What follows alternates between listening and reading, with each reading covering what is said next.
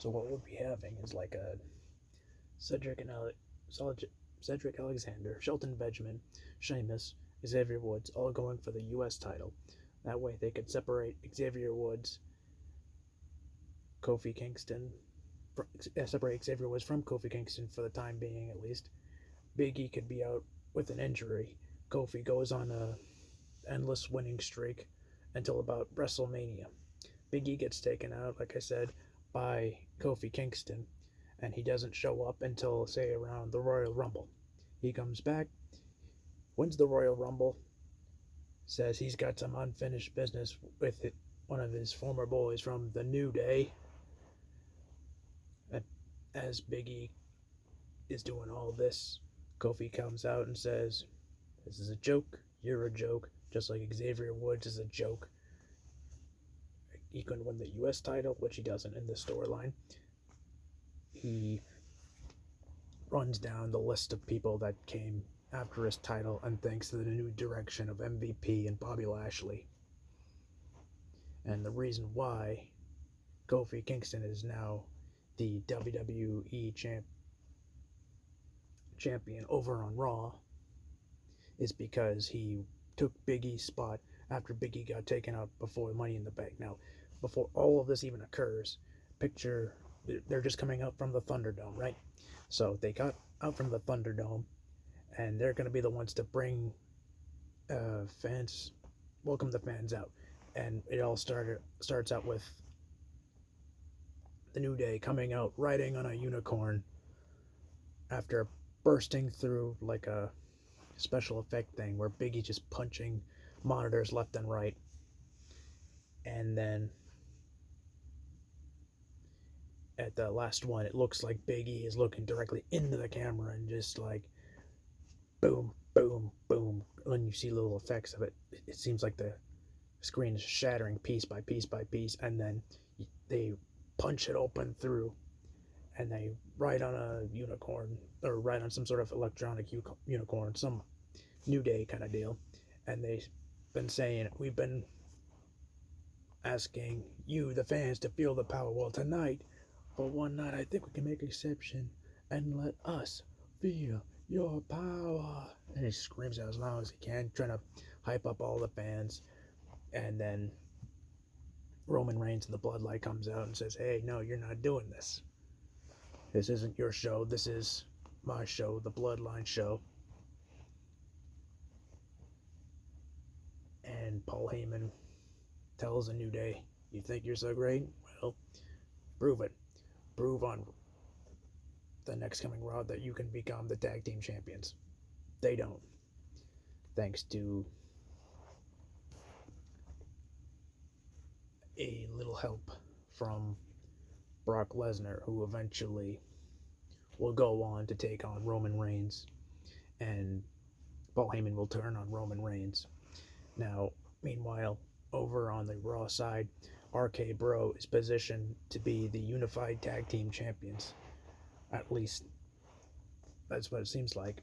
They take on the Usos, who are the Bloodline, but they want to hype it up so that Matt Riddle goes after Kofi Kingston.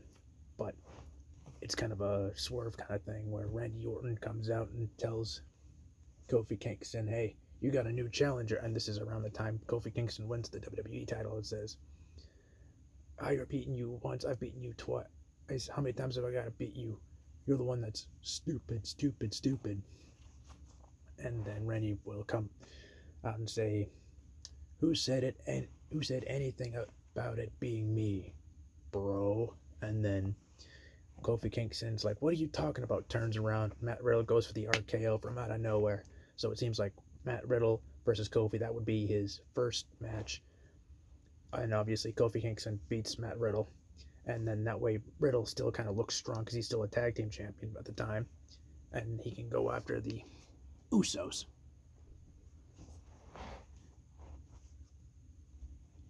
And then RK Bro will take on the Usos, unifying the tag team titles, SmackDown and Raw. That way they can bounce between two different brands. The Usos eventually win it.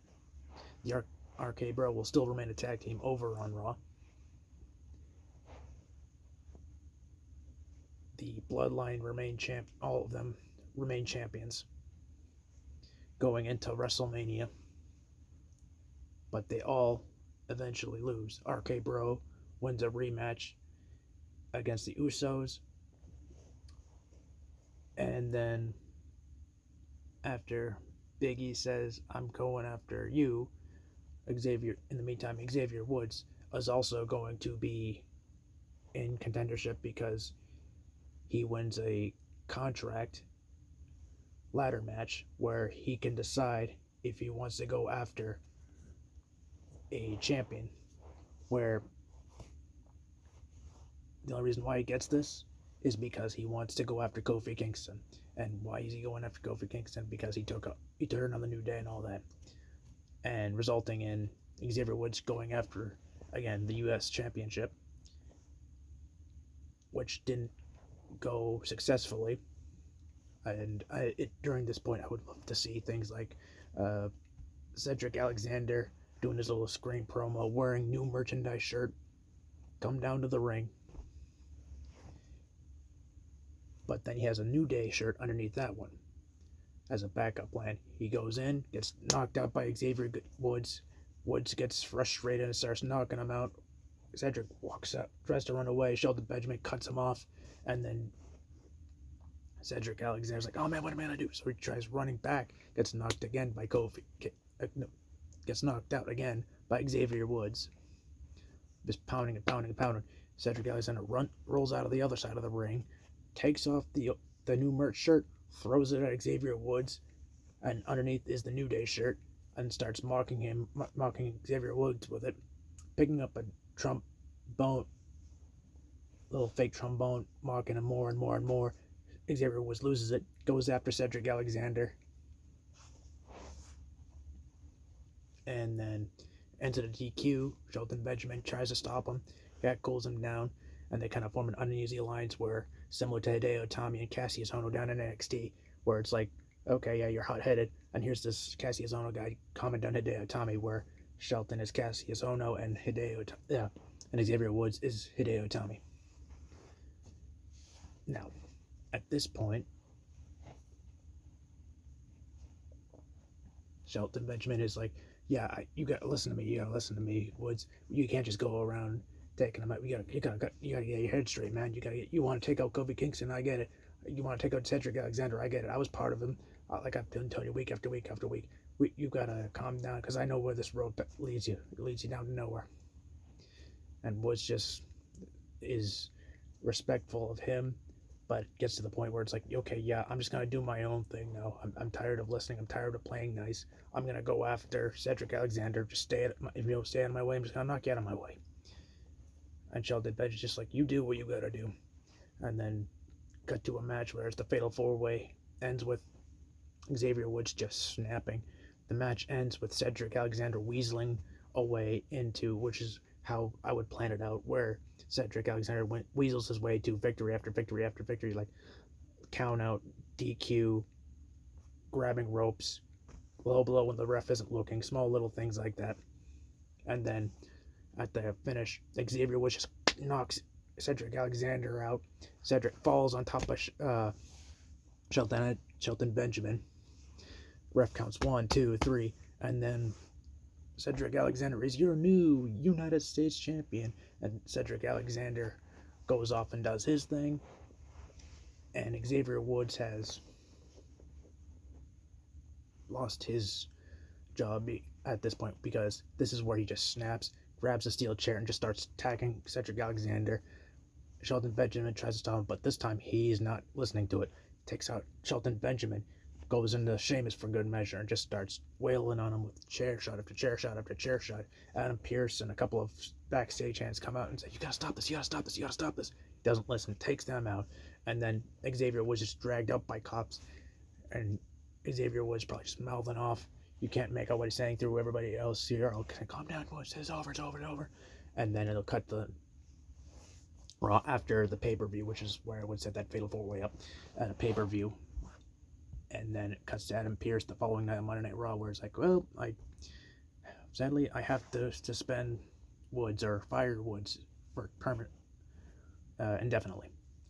But The Miz says, hey, wait a minute. This was around the time Miz and Morrison were still a tag team. Hey, why don't we let the Xavier Woods come out, like, make a couple extra dollars. Make these people want to see Xavier Woods. Let's give him Xavier Woods. And Adam Pearce just shakes his head and he goes, all right, I agreed to this. You can have him on your Miz TV segment, but he'll be surrounded by cops and everything to make sure things don't go too out of control. Cuts to Miz TV, and Miz just openly mocks Woods, saying, hey, you gotta put a smile on, you know. And Xavier Woods is just trying to maintain his cool, but of course Miz just keeps digging and digging and digging the way he always does, until it gets to the point where he stops the laughing, he stops with the dripstick thing, and then he looks at Xavier Woods and says, come on, Xavier, don't you remember what you told me? All you gotta do is put a smile on your face. Remember that? And then he brings up the time when Bray Wyatt was feuding with his family, and then that is when the New Day told him, hey, put a smile on, even though Bray Wyatt kind of like intruded on his family, endangered them with the Fiend character and everything the night that he turned heel, and then kind of uses that against him, saying, hey, you told me to smile then, well, I'm telling you to smile now. Isn't it frustrating when somebody tells you to smile when you just don't want to smile? Isn't it frustrating? And then Xavier Woods, you can see in his eyes, about ready to knock him out, but that doesn't happen. Xavier Woods starts walking up to Miz, who's still in the wheelchair at this point. Morrison comes up and goes, whoa, how about you up against me in a match instead? And then Adam Pearce goes, whoa, that's not happening. Woods, you're still suspended, so you're not having any part of this. And then Morrison cuts off Adam Pearce and says, I got an idea. How about me and Xavier Woods go where the winner goes for a title of their choosing in a ladder match? But if Xavier loses, you have to go. You're banned from Raw. You can't come back to Raw. Which, of course, Xavier Woods does, wins the contract, and it's good for, let's say, a year. A year's contract, but he has to cash it in for a title opportunity of his choosing within the year. Otherwise, he's banned from Raw. Which he says, I'm putting this in at WrestleMania. I want to take out Kofi Kingston. I want to remind him he's where he was the first time as champ because of us, because of the New Day, and that's how it's going to end. But forgetting that, hey, the Royal Rumble's around, he doesn't care. He just wants to go after Kofi Kingston. So then it kind of goes, maybe even a match on the last episode of SmackDown where Kofi Kingston is the special guest referee for Xavier Woods and Big E, where Big E has become more of the single star, going up, like similar to what he is now. It'll be a lot like when the Shield kind of broke off and did their own things, but with the New Day. And it'll all end where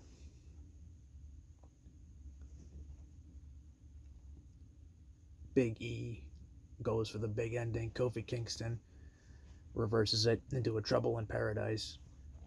Xavier Woods does the honor roll flip thing he does, hits Kofi Kingston, gets the 1, 2, 3.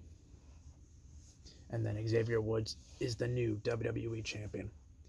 And then at the last minute, as he's celebrating, Kofi just grabs Xavier Woods, throws him off to the side, kind of gives the old handshake, making him the good guy again. And then they all kind of, both Big E and Kofi Kingston respect him, and then let him have his moment and then leave. But MVP isn't having any part of it. So, what do you think you're doing? What do you think you're doing? Starts pushing him around. Bobby Lashley tries chiming in, but then they start beating on him, and it becomes a New Day Hurt Business beatdown. And for now, yeah, that would be good. Also, this way, it could set up for later down the line, because Brock Lesnar set off to the sidelines. This could set up for a Roman Reigns versus Brock Lesnar, which is what they did now, what they're kind of doing now. But I would have liked to seen them, like on the first night, come out with Paul Heyman and introduce Bobby Lashley instead of just showing up on SmackDown and say, "Hey, I'm going after you, Roman."